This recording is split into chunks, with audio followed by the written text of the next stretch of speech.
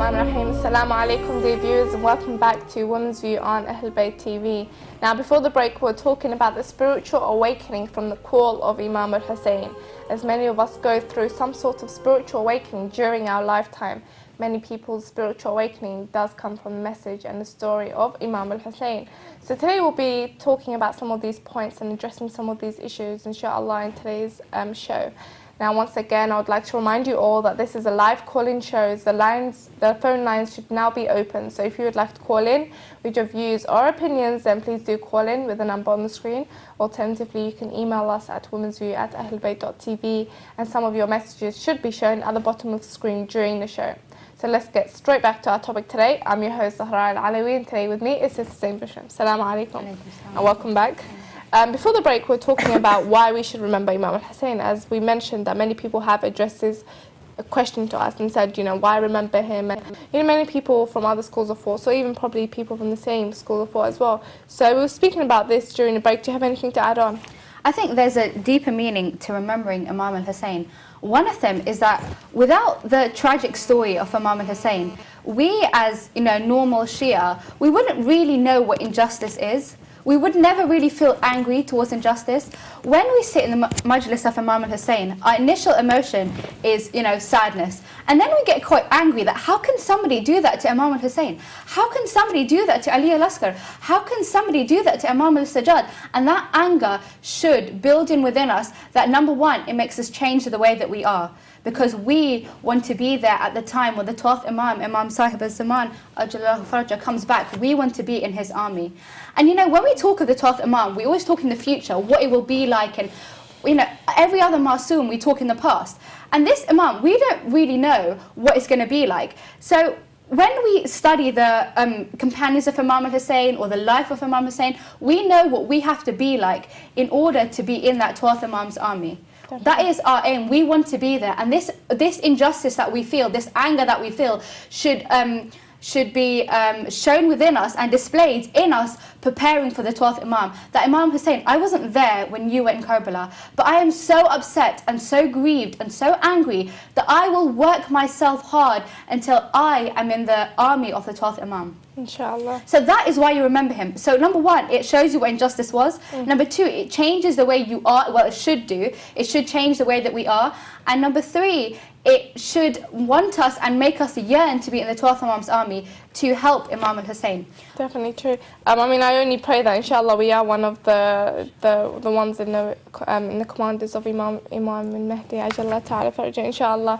We have a call on the line, so inshallah let's take that call and go back if we have anything else to add on. Assalamu alaikum. Alaikum salam wa rahmatullah. I would like to say that this is a very inspiring show. The question that I have is, I've heard many people say that they find it difficult to cry for Imam Hussain. How can someone ensure this does not happen? All right then, thank you very much for calling us, sister. Thank you. First of all, wa alaikum assalam, sister, and thank you very much for your kind words and your supportive words as well.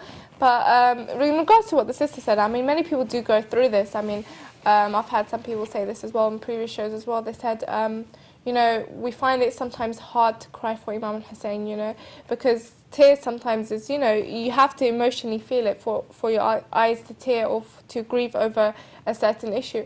So she said many people may find it hard to cry over the tragedy of Imam Hussain. What would you say regarding this? I think maybe some solutions are try listening to Masa'ib or the tragedy of Imam Hussain when you're alone, not when you're around people. Sometimes I find people can be very distracting. You love the people around you, but sometimes they can be very distracting. Somebody walks in, somebody walks out, you're thinking, what are people thinking of me? Shall I cry like this? Am I, So maybe listen to the Masa'ib when you're alone. Number two, imagine that, that is your family, and this was you, that this man, Imam Hussain, did that for you. Imagine it was your father, or if you wear the hijab, imagine your hijab being taken off. How would you feel? How does that make you feel within you? If you read the different sermons that they gave, then, I honestly believe that understanding Karbala, you have to really understand what was happening at the time. And I think, so one of the key things is to listen to Masa'ib when you're alone.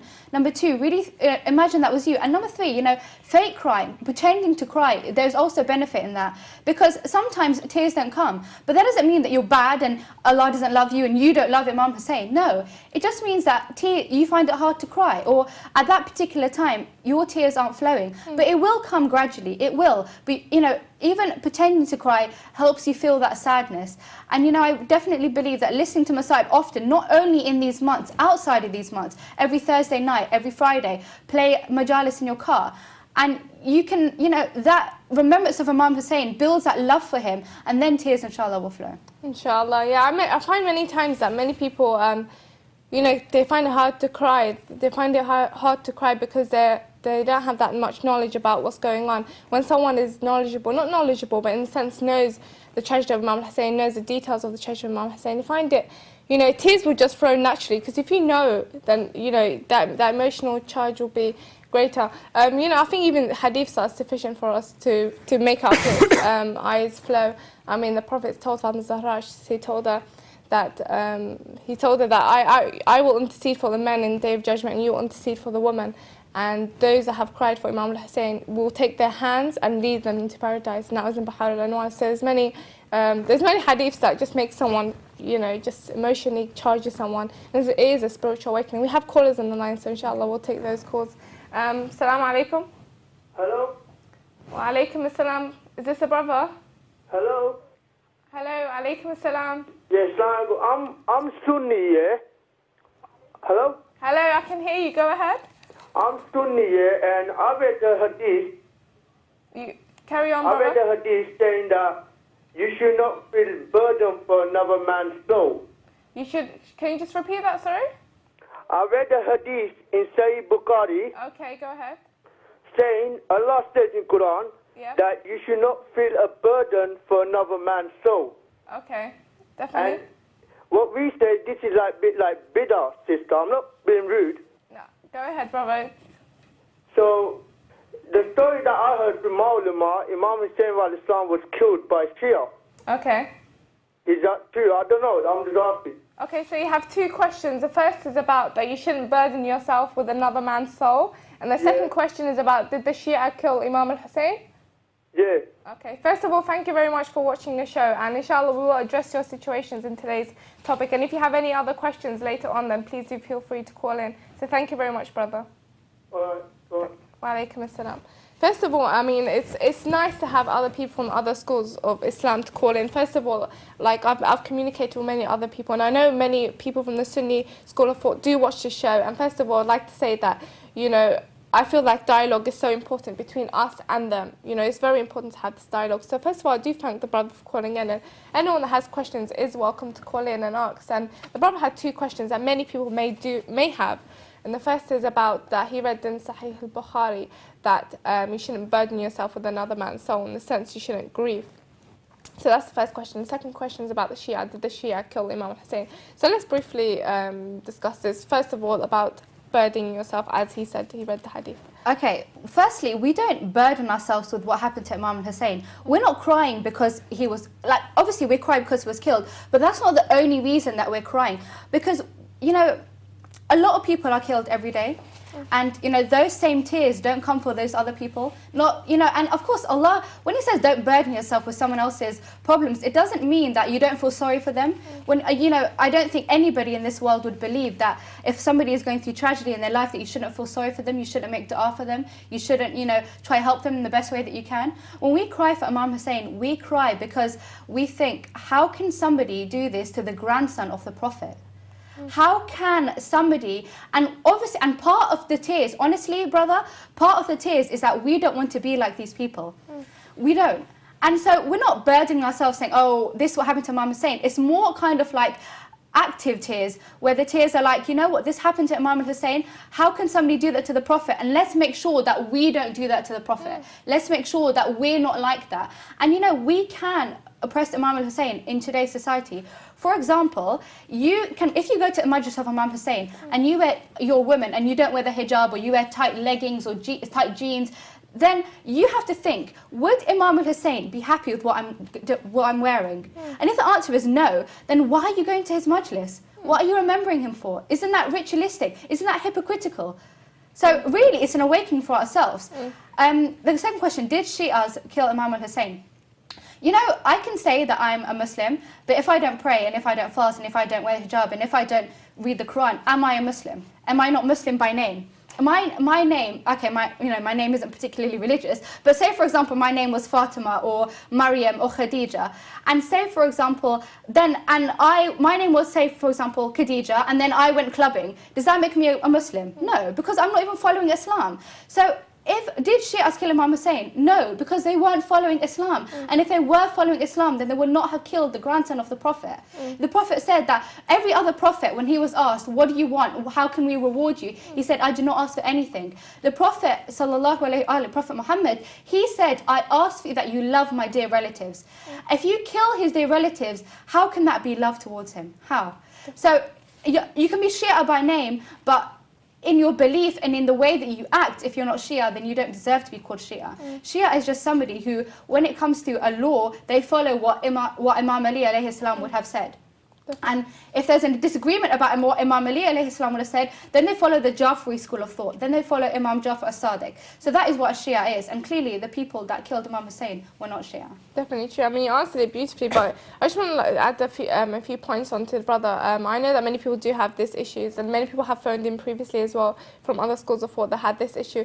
And first of all, about crying, I mean, you answered it beautifully, but for the brother, he said he read that hadith, and I just want to tell to the brother that there's many hadiths within Islam. If you look at the hadith books, there's many hadiths which praise or which talk about the positive and the praising people that cry for Imam al-Hussein. For example, Imam al-Baqir has said that the one who remembers Imam al-Hussein, or the one who is in the presence of those who remember Imam al-Hussein and sheds a tear, which is even if it's as big as a wing of a mosquito, Allah will construct for him a Jannah in paradise. And the Prophet has spoken about praising those that cry for Imam Hussain. Fatima Zahra has, all the Imams has, and those, even the Prophet used to praise him. And this is both in the Sunni and Shia books. You can find these narrations. So for the brother, please do email us, and I'll give you a list of references and narrations to these references which talk about grieving for Imam al-Hussein. Second, if we put all hadiths to aside, if we put the Bukhari, Sahih al-Bukhari to the side, if we put our hadith books to the side and we look at the Quran,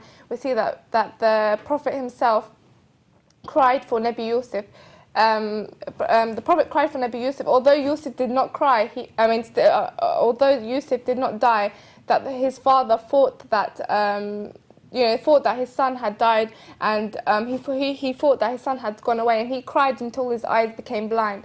Now, if someone shouldn't burden themselves with another person's soul, then why would the Prophet of Allah cry for years and years and years until the Quran says until his eyes became blind and became whitened and became blind? So once again, if we look at the Quran, you leave the hadiths aside and we look at the Quran, we see that many stories of prophets and great individuals crying and burdening their soul, as you probably say, for another person. So crying for an individual, for a prophet or the holy household is not forbidden. And we have hadiths that say that if you cry for a person, if someone passes away and you cry for a person more than 40 days, then that may be forbidden. But for the Prophet or the Ahlulbayt, it's not. And we have narrations from the Quran, we have reference from the Quran hadith books. That's number one. And second, Sister Zayn mentioned about killing the Shias killed Imam al-Hussein, as some people may say. I mean, Zayn said, she mentioned beautifully that just because you call yourself a Shia, it doesn't mean you are. But putting that aside, you have to look at the meaning of the word Shia. And we must clarify this on air,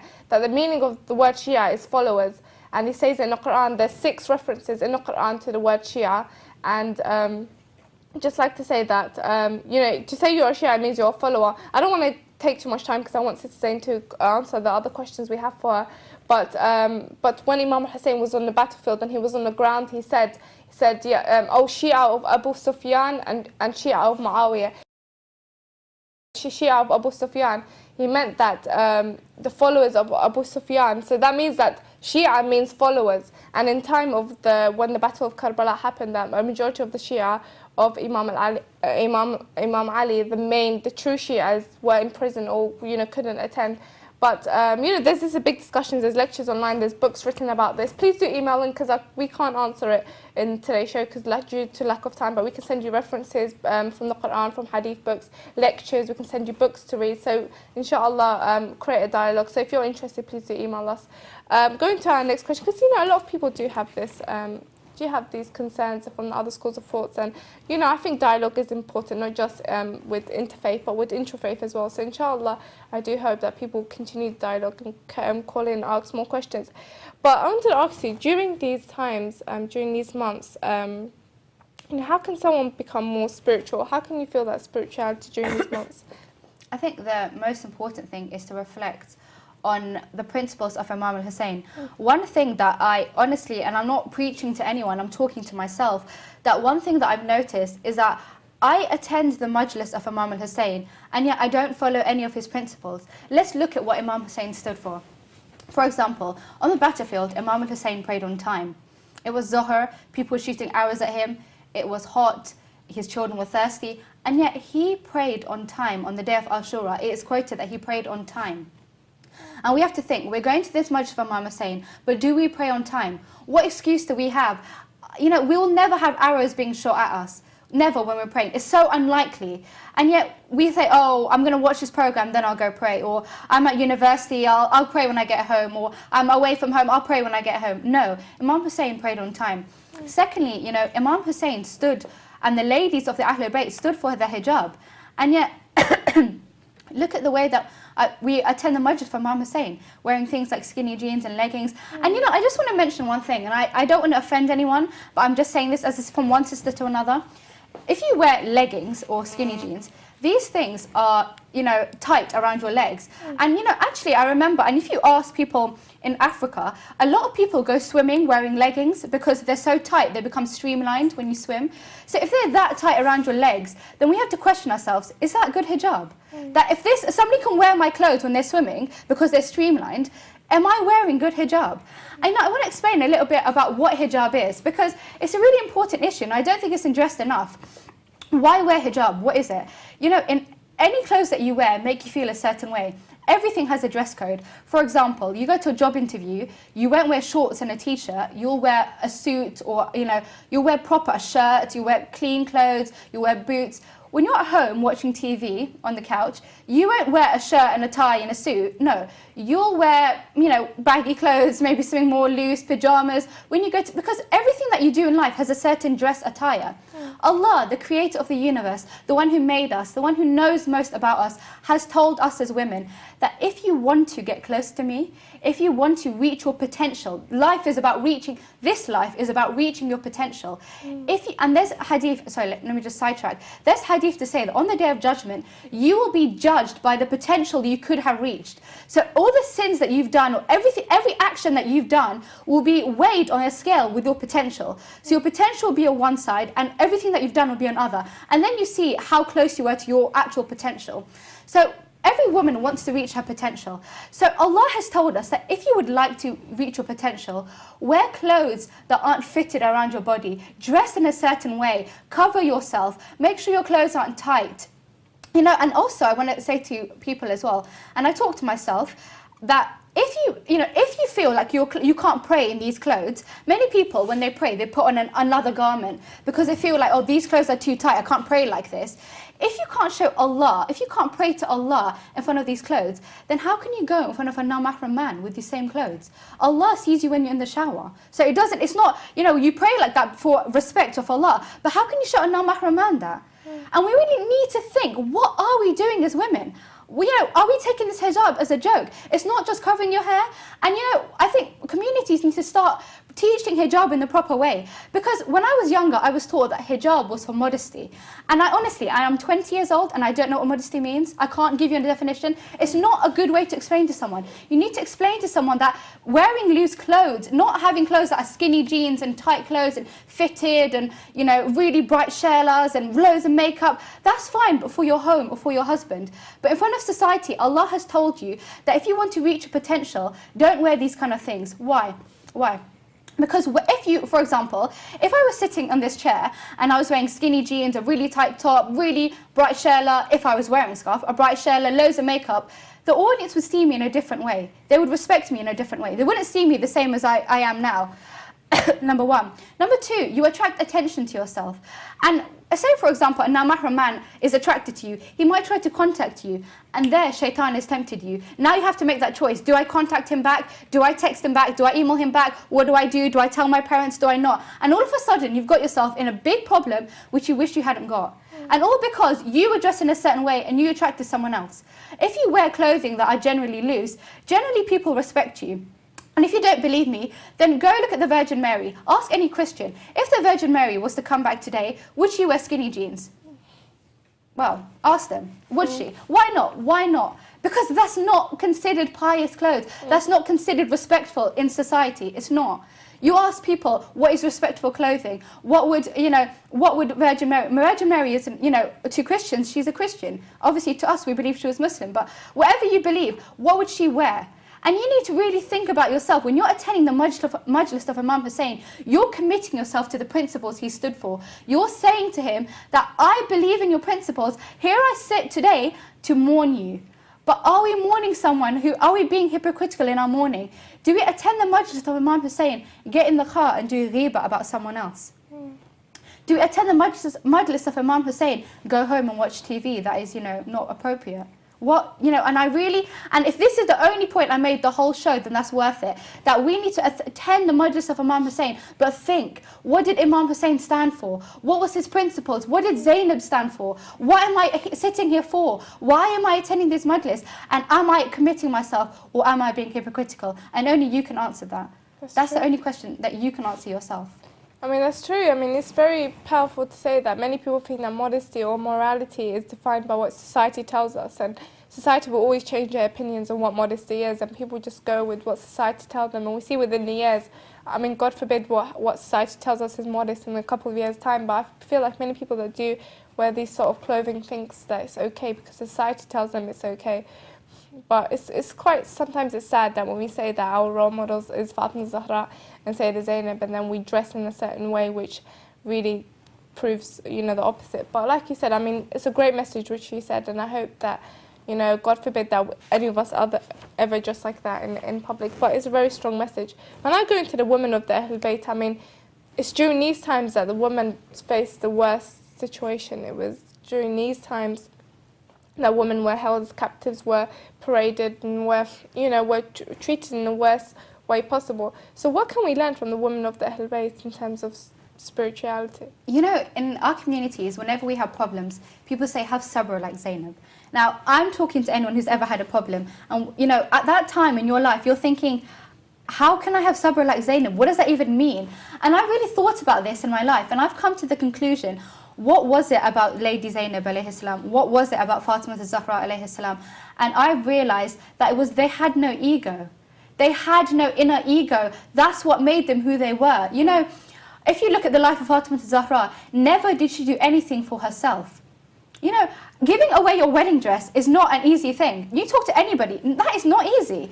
That is something that, you would think, oh, but what will I wear? What will people think? What will my husband think? What will, everybody say about me? But I won't look as nice. And that is in itself, they had no ego within them. When Lady Zaynab alayhi salam had her veil taken off, and when she was tortured and chained, she had no ego. She could have said, okay, fine. She could have submitted, and she could have submitted. She could have said, you know what, I'm really sorry. My brother was wrong. Please, just don't do this to me. She could have. Fair? And we have to question ourselves that if somebody that you love, like your niece, was being tortured, wouldn't you just say, okay, we're sorry, but please don't do that to her. We admit we're wrong. No, she didn't do that because she had no ego. Her purpose in life was Islam. Her purpose in life was to stand for her principles. Her purpose in life, she had that belief that Allah was with her. Allah never leaves you alone.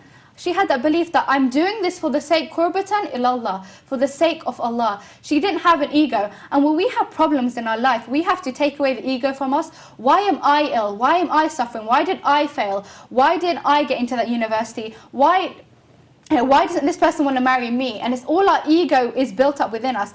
And we really need to start taking the ego out of the equation, because then we can truly be like Fatima to Zahra, we can truly be like Lady Zaynab. You know, sabr of Lady Zaynab, what is that? It's having that faith that I'm doing this for Allah. Everything that you do should be for Allah. And when you do have problems in your life, you need to think that Allah only does what is best for you. And you know, if you think, just imagine that Karbala hadn't happened, we wouldn't have the whole event of Karbala. We wouldn't have the majlis that we attend. We wouldn't have this amazing university. We wouldn't come together as a community and mourn. And you know, we wouldn't, for example, we get together and we cry together. We wouldn't have that. We wouldn't be brought close together had Karbala never happened.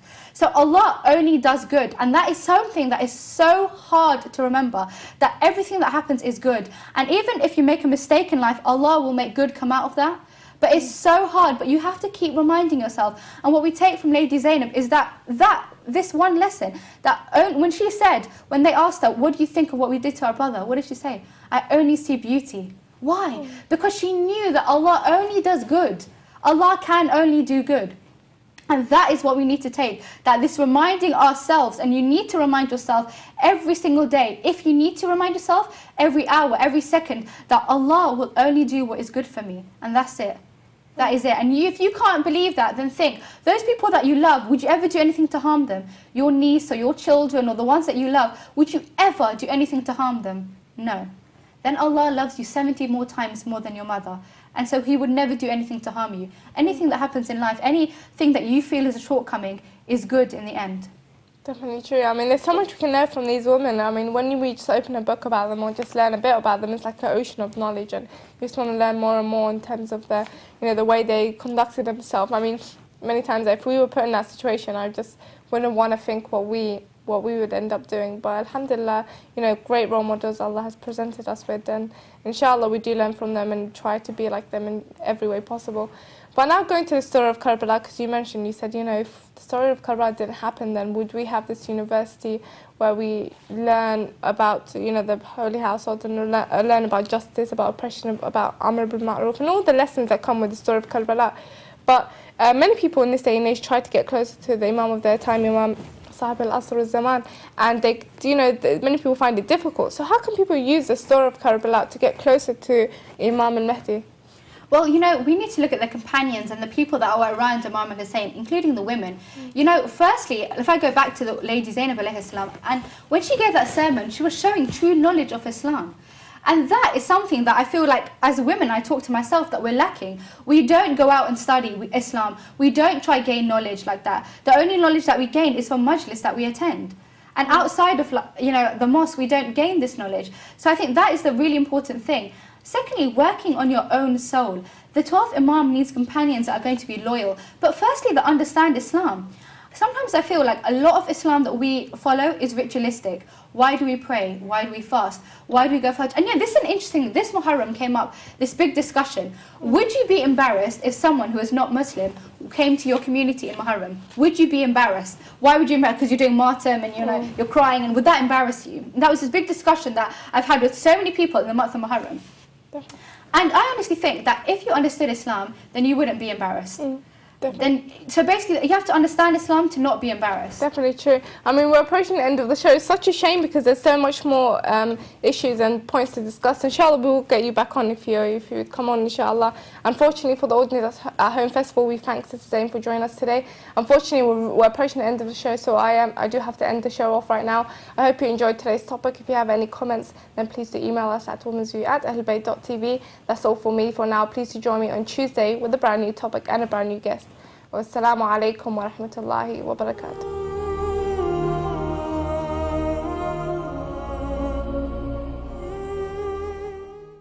And some of your messages should be shown at the bottom of the screen during the show. So let's get straight back to our topic today. I'm your host Zahra Al-Alawi, and today with me is Sister Zayn Visram. Assalamu alaikum and welcome back. Before the break, we're talking about why we should remember Imam Hussain. As we mentioned, that many people have addressed a question to us and said, you know, why remember him? And you know, many people from other schools of thought, so even probably people from the same school of thought as well. So we were speaking about this during the break. Do you have anything to add on? I think there's a deeper meaning to remembering Imam al-Hussain. One of them is that without the tragic story of Imam al-Hussain, we as, you know, normal Shia, we wouldn't really know what injustice is. we would never really feel angry towards injustice. When we sit in the majlis of Imam Hussain, our initial emotion is, sadness. And then we get quite angry that how can somebody do that to Imam Hussain? How can somebody do that to Ali al-Asghar? How can somebody do that to Imam al-Sajjad? And that anger should build in within us that, number one, it makes us change the way that we are. Because we want to be there at the time when the 12th Imam, Imam Sahib al-Zaman, Ajjallahu Faraja, comes back. We want to be in his army. And when we talk of the 12th Imam, we always talk in the future, what it will be like. And every other Masoom, we talk in the past. And this Imam, we don't really know what it's going to be like. So when we study the companions of Imam al-Hussain or the life of Imam Hussain, we know what we have to be like in order to be in that 12th Imam's army. That is our aim. We want to be there, and this injustice that we feel, this anger that we feel, should be. I would like to say that this is a very inspiring show. The question that I have is, I've heard many people say that they find it difficult to cry for Imam Hussain. How can someone ensure this does not happen? All right then. Thank you very much for calling us, sister. Thank you. First of all, wa alaikum assalam, sister, and thank you very much for your kind words and your supportive words as well. But in regards to what the sister said, I mean, many people do go through this. I mean, I've had some people say this as well in previous shows as well. They said, we find it sometimes hard to cry for Imam Hussain, because tears sometimes is, you have to emotionally feel it for your eyes to tear or to grieve over a certain issue. So she said many people may find it hard to cry over shown within us and displayed in us preparing for the 12th Imam. That Imam Hussain, I wasn't there when you were in Karbala, but I am so upset and so grieved and so angry that I will work myself hard until I am in the army of the 12th Imam. Inshallah. So that is why you remember him. So number one, it shows you what injustice was. Number two, it changes the way you are. Well, it should do. It should change the way that we are. And number three, it should want us and make us yearn to be in the 12th Imam's army to help Imam al-Hussain. Definitely true. I mean, I only pray that inshallah we are one of the ones in the commanders of Imam al-Mahdi Ajjallahu Ta'ala Faraja, inshallah. We have a call on the line, so inshallah let's take that call and go back if we have anything else to add on. Assalamu alaikum. Alaikum salam wa rahmatullah.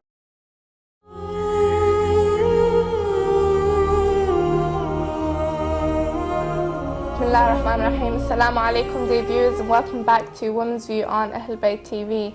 Now, before the break, we're talking about the spiritual awakening from the call of Imam al-Hussain. As many of us go through some sort of spiritual awakening during our lifetime, many people's spiritual awakening does come from the message and the story of Imam al-Hussain. So today we'll be talking about some of these points and addressing some of these issues, inshallah, in today's show. Now, once again, I would like to remind you all that this is a live call-in show. The phone lines should now be open. So if you would like to call in with your views or opinions, then please do call in with the number on the screen. Alternatively, you can email us at womensview@ahlulbayt.tv.